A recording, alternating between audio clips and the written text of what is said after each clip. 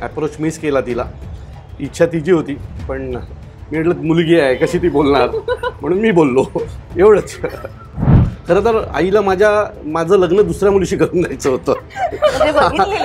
नाही, मी नव्हती, तिच्या बहिणीची मुलगी, मामाची मुलगी होती, तिच्याशी लहान नाही तिच्या, सो तिच्याशी लग्न करून द्यायचं होतं तिला. मला त्याचा राग होता, हिच्यावर राग नव्हता. हिच्या वडिलांनी टाइम्स ऑफ इंडिया उघडला, फ्रंट पेजला आंदोलनाचा फोटो होता, आणि त्यावेळेला त्यांना कळलं अरे बापरे मी पुण्याला नाहीये, मी जेलला आहे. तुम्ही म्हणा तुमचं लव्ह मॅरेज आहे, मग पहिला अप्रोच कोणी केला होता? ही नाही. खरं उत्तर आम्ही दोघं धवळ सरांच्या क्लासला होतो, आणि तिथे आम्ही प्रेरणा क्लासेस, तिथे आम्ही पहिल्यांदा भेटलो. आणि त्यानंतर ही ज्ञानसाधना कॉलेजला होती, मी KBP कॉलेजला होतो. मग 11वीची गोष्ट. आणि मग त्याच्यानंतर मग मी ज्ञानसाधना कॉलेजला गेलो. अशी आमच्या दोघांची सुरुवात झाली. ॲप्रोच मिस केला तिला. इच्छा तिची होती, पण मी म्हटलं मुलगी आहे कशी ती बोलणार, म्हणून मी बोललो एवढंच. मग तुमचं त्यावर काय होतं, रिॲक्शन काय होतं पहिलं? ऍक्च्युली आमची दोघांची एवढी मजबूत फ्रेंडशिप होती ना, आमच्या दोघांची असं काय प्रपोज वगैरे हे सगळं एक फॉर्मॅलिटीज होती. आमच्या दोघांची मैत्री खूप घट्ट होती. मैत्री खूप घट्ट होती आहे अजूनही. आम्ही पण पहिल्यापासून त्यांची पर्सनॅलिटी तशीच एक रफ अँड टफ तशी होती की ते नंतर मग थोडं त्या क्षेत्रात? पहिलं सुरुवातीला मला जास्त माणसांमध्ये नाही आवडायचं. म्हणजे आम्ही दोघंच असायचो. कॉलेजचा ग्रुप होता, पण आम्ही दोघंच फिरत असायचो. पण ज्या वेळेला राजकीय क्षेत्रात आलो त्याच्यानंतर माझी आता अशी परिस्थिती आहे की जर माणसं नसतील तर मला शोधावं लागतं, हा कुठे वगैरे, तो कुठे, त्याला अशी परिस्थिती नसेल तर माणसं बोलवावी लागतात की ये आणि माझी गप्पा मार, नाही तर मी एकटाच स्वतःची गप्पा मारीन आता. मग तुम्ही म्हणजे लव्ह मॅरेज असताना मग घरी माहिती होतं सगळं की कसं? नाही, हिच्या घरी माहीत होतं. हिची आईनी आम्हाला खूप मदत केली.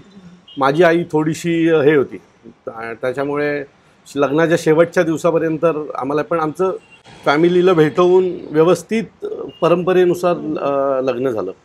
आणि दोघंही आम्ही 96 कुळी मराठा असल्यामुळे आईचा जो काही माझा राग होता तो तिथे शमला की आम्ही दोघंही 96 कुळी मराठा होतो. खरं तर आईला माझं लग्न दुसऱ्या मुलीशी करून द्यायचं होतं. नाही, मी नव्हती, तिच्या बहिणीची मुलगी, मामाची मुलगी होती, तिच्याशी लहान नाही तिच्या, सो तिच्याशी लग्न करून द्यायचं होतं तिला. मला त्याचा राग होता, हिच्यावर राग नव्हता. तो पहिल्यापासून माइंड मध्ये होतं की भावाच्या मुलीशी लग्न करून असं. पण वरती कुठेतरी ऑलरेडी ते गाठ बांधलेली असते त्याला. तुम्ही आणि मी काही नाही करू शकत, आपण फक्त त्या लाईनवर चालत असतो नेहमी. पण जेव्हा त्यांनी सांगितलं की त्यांना राजकीय क्षेत्रात जायचंय किंवा त्यांचं सामाजिक कार्य आधीही सुरू होतंच, पण नंतर मग राजकीय क्षेत्रात वावरताना बऱ्याच गोष्टी त्यामागून येतात, त्याचा इफेक्ट घरापर्यंत सुद्धा येतो, अनेकदा येतोच. मग तेव्हा तुमची काय रिॲक्शन होती? म्हणजे माझ्याकडनं अविला पूर्ण सपोर्ट असतो त्याच्या प्रोफेशनलमध्ये. राजकीय आता किती वेळा त्याच्या जेलच्या वाऱ्या झाल्या. मी तुम्हाला सांगतो, माझा मुलगा जन्मला ना त्यावेळेला, ज्यावेळेला पहिल्यांदा त्याला घरी आणलं त्यावेळेला मी घरी नव्हतो. त्यावेळेला मी जेलला होतो, आणि हे यांना माहीतच नव्हतं. मला हिचा फोन येत होता, अरे घरी कोण नाही आहे, कारण आम्ही दोघंच असायचो घरी.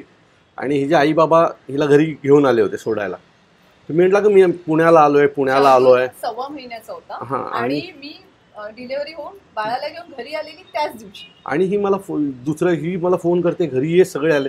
मी म्हटलं की मी पुण्याला आहे, मी उद्या सकाळी येईन असं वगैरे मी तिला सांगत होतो. आणि दुसऱ्या दिवशी सकाळी हिच्या वडिलांनी टाइम्स ऑफ इंडिया उघडला, फ्रंट पेजला आंदोलनाचा फोटो होता, आणि त्यावेळेला त्यांना कळलं अरे बापरे मी पुण्याला नाहीये, मी जेलला आहे. सो असं ते त्यावेळेचं घटना घडली होती. पण तिच्या घरचे सगळेच खूप मदतगार होते. त्यानंतर मग तिच्या वडिलांनी मी आलो 2 दिवसांनी जेलला, तर ही रडत होती, हिची आई रडत होती. पण हिचे वडील खूप समजदार होते. त्याला म्हटलं की त्याने जर सुरू केलेला आहे तर आपण त्याला वेळ दिली पाहिजे. मला वाटतं तो काहीतरी वेगळं करतोय ना, त्याला करू दे, त्याला आवड आहे ना.